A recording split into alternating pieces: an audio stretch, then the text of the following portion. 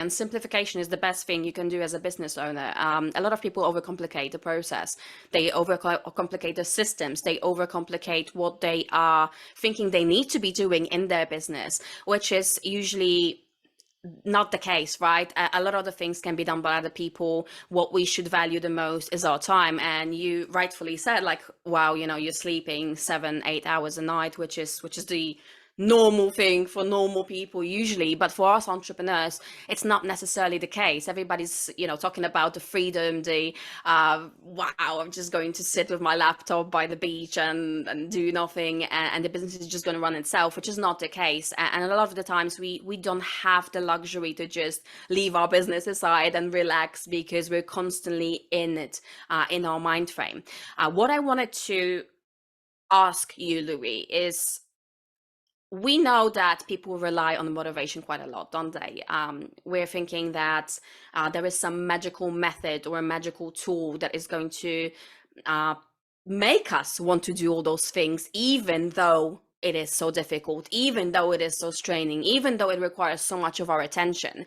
But unfortunately, motivation is something that is fleeting. It's something that is not constant. It's something that we need to either constantly reinstate or rely on different things.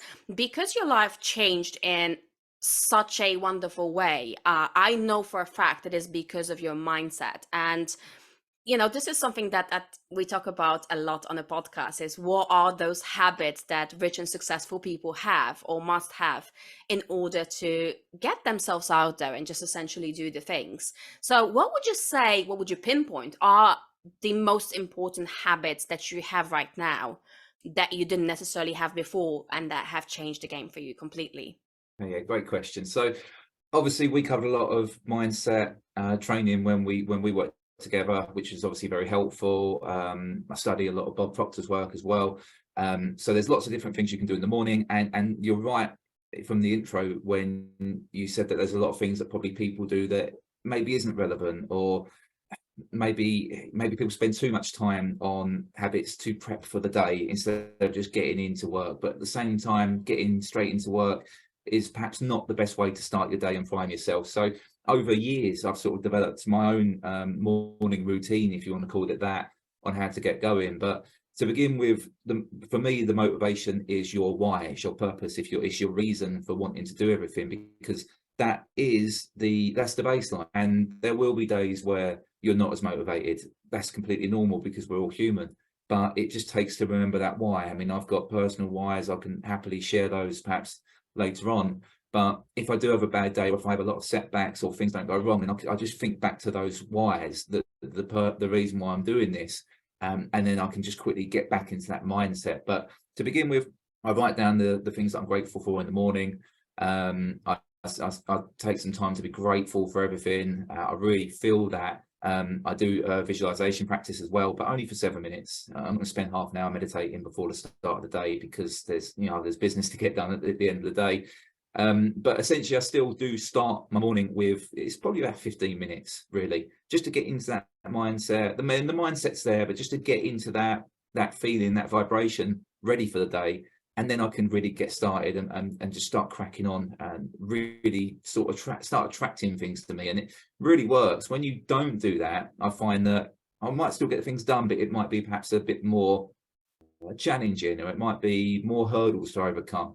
And when I do this practice every single morning, I start to find things flow a bit better, and a no might become a yes, or something that really difficult might actually have been a lot smoother to do that. So yeah, I just bottle it down now to 15 minutes, just to really get myself in that vibration. I think that's the key word. I won't spend half hour, 45 minutes meditating and doing all this stuff that I used to do. And at the same time, I won't get up and go straight into my laptop and start moving forward, because I think they're two extremes. But this is just what I've done over many years. There's times where I was doing both of those, and they were successful times to an extent, but you need to also think not just of the results, but of how you feel throughout the day as well. Because when you're too tied up in work or too tied up in business, it shows, it stresses you out, it causes harm to people around you. And that's really, for me, that's when I started to realize actually something needs to change. So yeah, a very brief 15-minute preparation for the day. And that just sets me really, really well just to go and get done what needs to be done. Fantastic. What you're describing here is what we would call an intrinsic motivation, right? This is something I've actually had a wonderful guest, Lisa Schermerhorn. She's a multi-awarded author of multiple books, and she is a why coach as well. She puts a lot of emphasis on why it's important to have a why in the process, because money is just going to get us so far, right? Even the passion towards what we're doing is going to get us so far, because like you said, there's going to be days where you just wake up and you just don't feel like doing absolutely anything, and those situations sometimes revolve around challenges or where something goes wrong. I don't know if you would agree with me, but attitude is a very important component of how you're going to deal with those particular situations. But I would like to know your opinion. What is it that you do, or how do you approach situations that are challenging or that are not necessarily working to your advantage? How do you deal with the stress, the overwhelm, and how do you overcome this? Again, great question. So first of all, I've sort of trained myself over many years to look for the positive in any setbacks. That's almost become like a reflex now. So no longer do I have to physically think, oh, what could be the upside to this? It's just, it comes really quite quickly. I'll spot something that perhaps this has happened for a reason, because I need to think about this different strategy, or I need to perhaps adapt and move forward. So I'm always thinking that way. That's like I said, it's like a reflex now. I can then be grateful for that setback, as silly as it sounds, and just knowing that if I choose that I want to achieve something, and then it's already done. And the same is true for anybody. Once you've thought it, you've really got it. So it's just a matter of moving forward, keep on taking action, and essentially not giving up. As soon as you give up, you've lost it. So why would you want to do that? It doesn't make sense. And whatever the challenge is, like I said, you find the positive, you start to analyze it a bit further, and just knowing that on the other side of that challenge is the next step forward. Just having that faith that that is the case is what really gets me through the challenges. And it just means, it just invokes deeper thought, or more specific, more thorough action. That's all it is. And I think also just the knowledge that setbacks are a part of the process. If there were no setbacks, if you're happy all the time, you wouldn't even know it. So it's just, that is just life, really. And I just don't see the point in stopping or holding back, when that is just a part of the journey, that we've all chosen to do what it is that we want to do. The setbacks are there, they're part of it, so you just deal with them. It really is simple. And perhaps that's the old school bricklayer in me, that sort of attitude. You just deal with it. It's something, it really is just that simple. If you want to achieve something, then you just deal with whatever's in front of you. That's the simplest way to put it, really. That's wonderful, because you've actually answered my next question that I wanted to ask. Again, we're coming back to those magical things that people are looking for, right? What is that one thing that I can do to get myself out of a slump? What is that one thing that I can do to overcome my challenges? It's as simple as it gets. It's just do it. Don't overcomplicate it. Go back to that why. Go back to that reason of why you started in the first place. And sometimes you need to actually tell yourself, okay, if I don't do this, what are the consequences, right? If I just leave it hanging, what are going to be the potential pitfalls that I might come across? So yeah, just do it. It's absolutely the right approach. But I know some of our listeners are going to say, okay, it's easy for you to say that because you're a 6-7 figure business owner right now. You're very successful. You're doing exactly what you want to be doing. What would you say to those people? Is how do you start to get yourself in the mind frame of approaching things the way that you do? Through study, I think, really is I mean, I'll give you an example. It was only 2 months ago where I was in a really bad position, actually, with the property business, because this is all relatively new for me. I only started last year. Property's not a forgiving industry. If you start to maybe make some mistakes, or if you're even just simply unlucky with some things. So I was in a bit of a rut 2 months ago, and it really just came down to, again, the why. So constantly reminding myself, why am I doing this? I'm letting myself down in this moment in time. Who else am I letting down? It's very important for me and for most people as well. And the resolution was study one of, again, Bob Proctor's material, some of the stuff that me and you covered as well, because that's really setting the mind right. For a little period, I'd stop the visualization, I'd stop the morning prep, and that actually started to change everything. So people, you know, some people might understate the importance of this sort of stuff, but it's very, very important.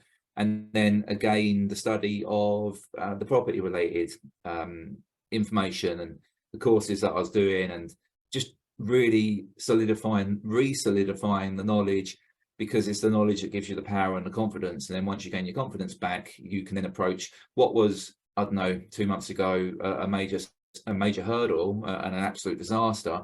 Once you've got that knowledge, once you've sort of reinstated that knowledge and built your confidence again, then that hurdle is just like a small little bump in the road that you can just easily navigate. So that's just do it is probably too vague. Yes, correct. But it all comes down to knowledge, knowledge, confidence, understanding. Once you have those things, then you can just start to move forward. It might just be that you've forgotten something, or that you need to just remember and realize how knowledgeable and powerful you are. And then you can start to move forward again. Absolutely. And you've touched upon something extremely important that I think all successful people share, right? There comes a point where you just start appreciating the importance of progression and skills. And I know your journey, Louie, it makes so much sense of what you're doing right now in terms of your property business. But I want our listeners to also know where you've come from, kind of what this progression looked like, because you started as a bricklayer. You've also managed and directed a building company. You've been a surveyor. You have been in the property business just from a completely different side, and I know this is very valuable for you. What do you think are the most transferable skills you've gained through that progression, through that journey that you've had, and why did you choose property? Yes, that's interesting, really. Like you said, it is, a lot of it was transferable. I'll see if I can do it in a timeline to make it a bit more sense. So bricklaying was my first ever job. Which I enjoyed for 2 or 3 years, until the novelty wore off, especially living in England where it rains all the time and you don't get paid. But again, really good skills. You build resilience, you build character, you're working on site, it is funny. But essentially I needed to stop that. It was hurting my back and I didn't enjoy it anymore. Tried lots of different things. Was selling tickets for festivals. We started doing boat parties on the Thames as well. Completely unrelated. Then we're back into building again after a short space, but decided to learn plastering and roofing and carpentry, all these different things, so we could build entire homes ourselves rather than just laying the bricks and moving on. So that opened up more opportunities. That's when I started my first company, so I started to learn more about business and accounts. Eventually started doing accountancy as well. Not qualified for any of this, bear in mind, but I'm experienced and I'm good. Another company where we started subcontracting as opposed to doing domestic refurbs. So the progression throughout building, sort of covering everything really. Then it was site management, project management, quantity surveying, principal designer, pretty so many different aspects of construction, because that is where my skills and background laid. And it sort of seemed silly. It's a paradox. I was trying to get away from construction, because I thought I didn't enjoy it anymore. Then I sort of done full circle and came back around, and now with the property, which I'll get onto in a moment why I chose that, it's actually really, really beneficial. It's so beneficial because property is massively related to construction. I mean, at the moment we're looking at BRRs, buy, refurbish, refinance, where you'll buy a property for cash that's really run down, you'll spend some money on the refurb, and then you'll either flip it or you'll refinance it, rent it out, and then you own the asset, usually for free. So incredible. I didn't know that you could do that. I thought you had to sort of save up, get a deposit, very slow process, but you can turn all this around and have a house for free essentially in less than 12 months. But I've done 30, 40 refurbs with my own hands and managed projects and done the costs for it. So it's what is a new industry for me is actually very familiar to me, but just on a different dynamic, as opposed to doing it for clients. Now we're doing it for ourselves, which is fantastic. Also in between there, we had marketing, which is what we was doing when we were working together as well. You were really helping me out a lot with that. Obviously the exporting the Range Rovers to Egypt, which I spoke about earlier, is now systemized, so that's really, really good. I don't really have to get too involved with that. But the marketing, I spent a lot of money on training, and I thought at one point that those skills might have potentially been lost, or maybe nothing's a waste of time or money, but it was, I was thinking, well, how am I going to do this? But obviously the marketing is helping loads. I'm aggressively marketing my service accommodation units, with ways that other people without that training aren't familiar with or aren't able to do, which of course gives me an advantage. And also my deal sourcing business, because I'm helping other people to source and complete their own property deals. There's a certain amount of marketing that goes into that, because investors don't just, you know, come knock on your door or give you a call randomly. So yeah, every skill's transferable. And to be fair, I've got colleagues who similar to me, they were in a band, so they built stage presence from being in a band.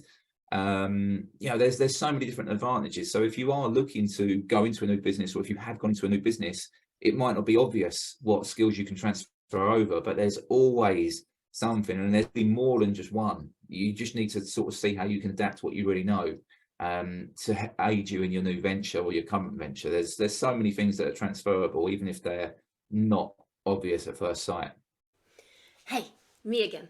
I just wanted to pop in quickly and say thank you, thank you, thank you for supporting the channel and for being with us for months on end when we were trying to do this new project. So if you enjoyed today's video, remember that the easiest way to support our channel is to like, share and subscribe if you haven't already. And give a chance to all the entrepreneurs to see all sides of business, not just the laptop lifestyle, not just the overnight successes or the fads or the magic methods, but also the bad and the ugly aspects of building a movement, of building a solid business. This is what I'm striving to do here at all times with my guests. So if you really enjoyed this video, please consider supporting the channel in that way. And if you enjoyed it, why not click on one of the videos showing up on the screen right now? Thanks again.